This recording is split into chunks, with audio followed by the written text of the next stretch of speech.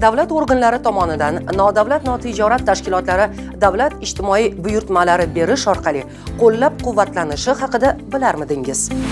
Davlat ijtimoiy buyurtmasi bu sotsial va ijtimoiy ahamiyatga molik loyihalarni amalga oshirish uchun davlat organi hamda nodavlat notijorat tashkilotlari o'rtasida davlat ijtimoiy buyurtmasini amalga oshirish shartnomasini tuzish orqali ishlarni bajarish yoki tadbirlar o'tkazishga qaratilgan davlat topshirig'i hisoblanadi.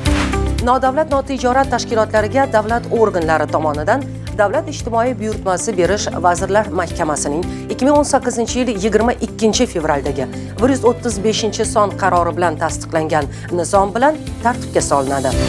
Davlat organlari tomonidan nodavlat notijorat tashkilotlariga davlat ijtimoiy buyurtmalari berish byudjetdan tashqari mablag'lar hisobidan amalga oshiriladi. Bunda davlat organlari tomonidan har yili sotsial va ijtimoiy ahamiyatga molik loyihalarni amalga oshirish uchun nodavlat notijorat tashkilotlariga bevosita davlat ijtimoiy buyurtmasini berish bo'yicha tanlovlar tashkil etiladi. Davlat organi tomonidan bitta davlat ijtimoiy buyurtmasini bajarish uchun bazaviy hisoblash miqdorining 6000 baravargacha bo'lgan miqdorda mablag'lar ajratilishi mumkin. Shuningdek, nodavlat notijorat tashkilotlari tegishli soha va tarmoqlarda mavjud muammolarning ta'sirchan yechimini nazarda tutuvchi tashabbusli loyihalarni amalga oshirish uchun davlat ijtimoiy buyurtmasini olish to'g'risida manfaatdor davlat organiga loyiha taklifini ham kiritishi mumkin.